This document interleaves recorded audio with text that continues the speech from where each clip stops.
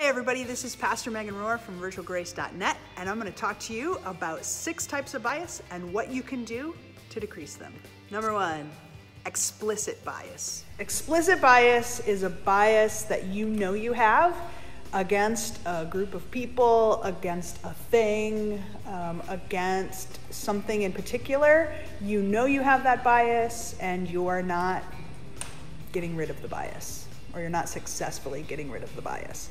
The thing that you can do with your explicit biases, if you do want to change them, you can research them, you can learn more about that kind of bias, you can learn about how to resolve it. There's lots of self-help books on the subject, I'm imagining. And then you work on growing, being a better human being, how to be kinder, how to be nicer to other people. There is a process for when you have changed, how you can let the world know that you've changed. It's called truth and reconciliation. That means you have to say out loud that you were biased, that you did things that you are not proud of, or things that you wish that you could change, and you have to say that sincerely. And then you have to have reconciliation. Reconciliation is not asking people to forgive you. Reconciliation is listening to the answers other people have when you say, I know that I've hurt you. And then you listen. Because what they might think should happen next might not be what you imagined. And then you listen to their feedback, you take it, and you continue to work on what they have asked you to work on. Reconciliation is a very long process, but it can be a really healthy way to move forward.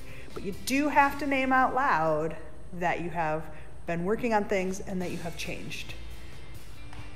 Number 2, implicit bias. Implicit bias is a bias that you carry inside of you, but you're not consciously aware that you have it.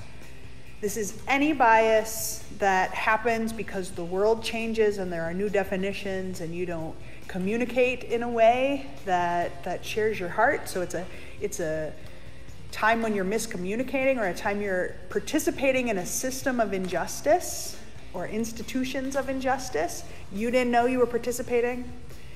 The moment you are told or you figure out that you have an implicit bias, if you choose to do nothing, if you don't work on it, if you don't seek to learn and grow and have a truth and reconciliation, then it's an explicit bias. Once you know you have it and you choose to keep it without resolving it, it's an explicit bias that's yours. It's a part of you. So once someone gives you feedback that they think your behavior is biased or racist or homophobic or any sort of word with an ick at the end that makes people feel ick, then you have to work on it right away, or it's yours. Number 3, bias by proxy. This is a bias that happens because you work in an organization that takes complaints, or that you, as a part of your role, either in a family dynamic or in a club or whatever way that you are receiving feedback, you take feedback and that feedback might be biased. So you get that bias by proxy from someone else's bias. They call it in, you have to report it, you have to follow up because there's an incident report. It's the bias you have to do because other people are complaining and you have to go and resolve it. If you are an emergency worker, most likely you have to check on every complaint regardless of whether or not you think that the people calling it in are biased. If you are a pastor, likely there might be complaints that come in about the property or about the community that might be based on people's social economic status. It might be about their skin color. It might be about their culture being different than the majority's culture. It might be about things that we think are dangerous for children. This is a really easy way that people slip bias by proxy in. Taking any complaint and then making it more extreme so that it gets more attention. Bias by proxy is a hard one because you have to do your due diligence. You have to check out if there really is something wrong. Someone might be biased and right about a thing that you have to fix.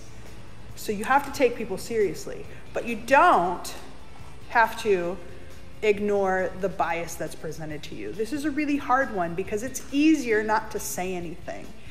It can create ripples within your community if you are naming biases within the community. And I'm not going to give you any examples because people will think that I am talking about them. And that's not the point of this. The point of this is to think about biases that we have in our bodies and how we can resolve them. So one of the ways that you can resolve bias by proxy, again, first you do your due diligence.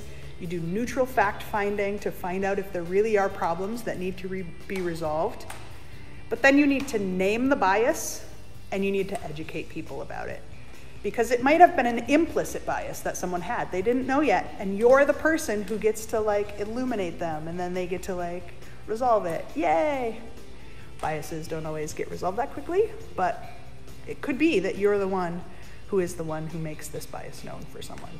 If you do it gently, but seriously, and you let people know that you're committed to being an individual or part of a system that no longer makes bias by proxy a way that your church or your community functions, then you can really tackle this problem.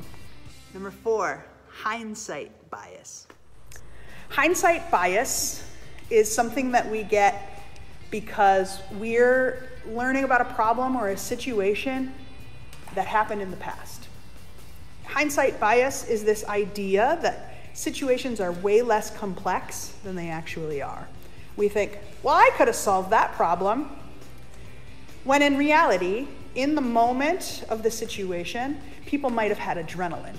And adrenaline means that your brain is not able to process in the exact same way. You might have lost feeling in your fingers. You might have not been able to smell in that moment because your body is in a state of fight or flight and is agitated.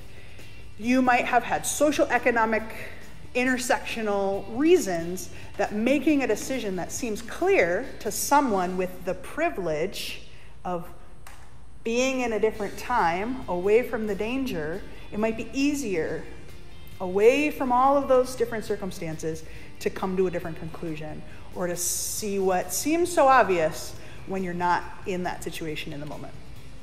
Hindsight bias is a way that we judge people, that we assume people don't have the full humanness that they have in their bodies. It denies the emotions and the fear that people have. The way that we can tackle hindsight bias is to ask questions that are more complex. So that means if there was a bunny rabbit problem in the front of the yard in the garden, and the easiest way to take care of it was to have a giant truck of carrots drive down the hill so that all the bunnies could leave, everyone might be like, well, that's obvious. But in the heat of the moment, if I've got 100 bunny rabbits in the front yard, these might be some of the questions. Were my children there that day? Were the rabbits trying to bite anything or eat it? Were there any other dangers around?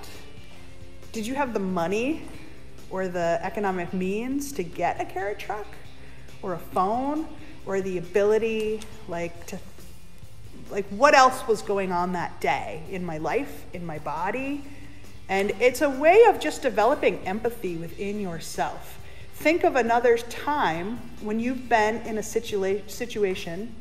So think of another time when you've been in a situation that was stressful. How did it feel in your body? How did your thinking get resolved?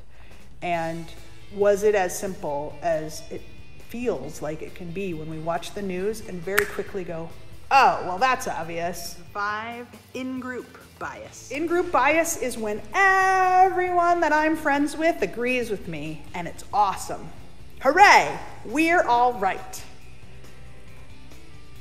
It has some of the same complexities as hindsight bias because we're not thinking about intersections that other groups might experience.